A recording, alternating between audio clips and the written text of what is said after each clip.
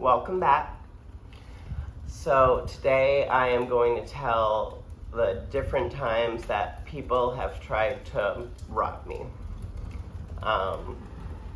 Unfortunately, this has happened to me a lot, so I'm going to try to tell these stories pretty quick so that way it doesn't drag on. But I'll start off in Connecticut. I was riding my bike home one day, and somebody steps out into the road, and it seems like they're taking a picture of me. And I didn't think about it in that very second, but I realized what was really happening a second later, because somebody then smashes me from behind with a big block of ice. They weren't actually taking a picture, they were just using the flash to try to disorient me, and they're trying to take my bike. So I wobble a little bit on the bike, but I don't actually fall down, because luckily that day I was actually wearing a helmet.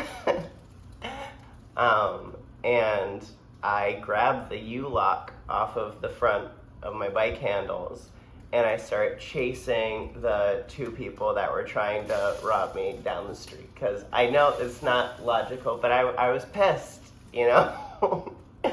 Who wouldn't be pissed? So they ended up running down until they met up with a third friend, who then lifted his shirt and looked like he was going for a piece. I don't know if he actually had a gun. He probably didn't.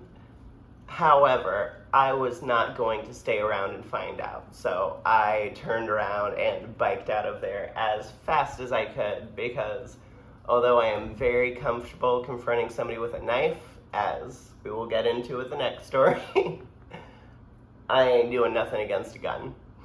So I got my ass out of there.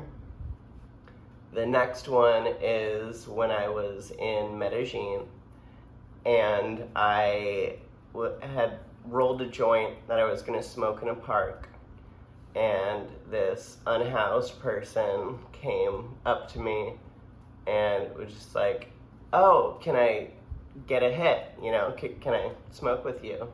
And I was just like, "Sure, I'll give you the entire end of it. You can smoke as much as you want, but do you have a lighter?"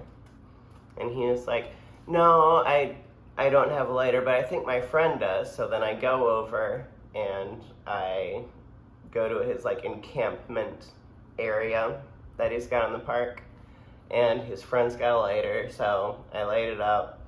You know, I'm about 2/3 the way through, so I give the rest to the other guy, and just as I'm about to leave, his other friend walks up, and he has a box cutter fully extended in his hand.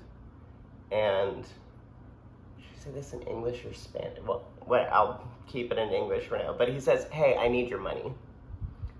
And I am like, I just look at him dead in the eyes, and I go, "Sorry." And then I just walk away. I don't, run off or, try to yell or be meek or anything. I just look at him dead in the eyes and I say, "I am sorry," because I don't care that he has a box cutter. If he was gonna use it, he would have already been using it. So I just walked away. Another time that involved a knife was when I was unfortunately burying one of my pets.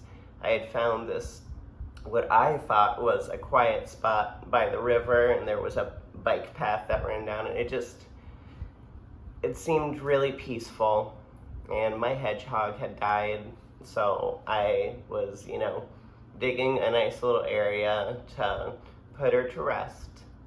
And this guy comes up to me, and I was with my friend at the time, well, my girlfriend at the time, but she stayed to the side while I talked to this guy, and he had a friend with him as well. And he says, "Hey, you got to get out of here, you're blowing up my spot," pretty much. And I tell him, look, give us 10 more minutes. We are almost done. We've already dug the majority of the hole. Like, please just give us 10 more minutes. I'm just trying to bury my pet.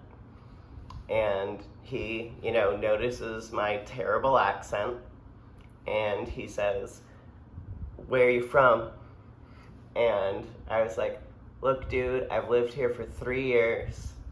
Just give us 10 more minutes. Like, just give me a break. And he was like, where are you from?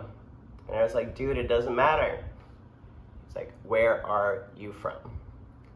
So I was like, I'm from the States. And at this point, he whips out a knife and he pulls it up like this. And I don't have anything on me. My girlfriend had a little, not like a pocket knife, like a multi-tool type of thing, but she was like 20 feet over that way. And I didn't have anything. Usually I've got a knife on me, but this time I was completely unarmed. So all I could think to do was I grabbed his wrist with one hand, and then I grabbed the actual knife, like the blade of the knife, with my other hand. And I was trying to snap it because it felt really cheap. Like I could feel the metal bending in my hand, or just get it out of his hand. But obviously I'm working with the knife, he's the blade, he's working with the handle. So I am not able to win this, but I get enough in his face about it that he gets freaked out, and he actually ends up putting away his knife, and he bikes right on out of there.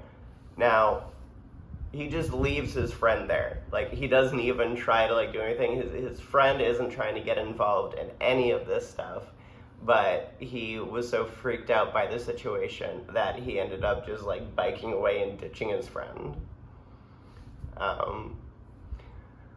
So another time, again with a knife, but this time I had the knife.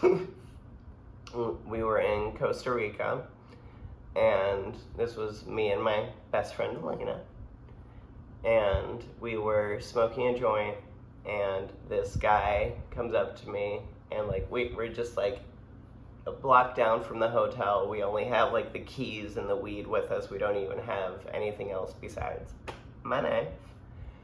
And he first starts asking us for money, and we're like, oh, I'm so sorry. If I see you again, I'll probably have some on me. I really don't have anything right now.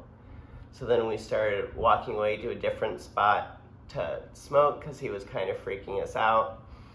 And he starts following us. And then we get to the point where, he, we can't, avoid him anymore. And he's just oh, come on, I know you got something for me under there. And he starts, trying to lift up my skirt. And this is when I pull out my knife, and I say, I only have one thing for you, and you do not want it. And he backed up, he went away, and left us to finish our spliff. And that's it. I mean, there's 4 or 5 other times, but I don't think they're as interesting of a story. So that's it. Thank y'all for listening. It it's pretty rambly on this one, but sorry for that. Thank you for sticking around, and I hope y'all have a wonderful day.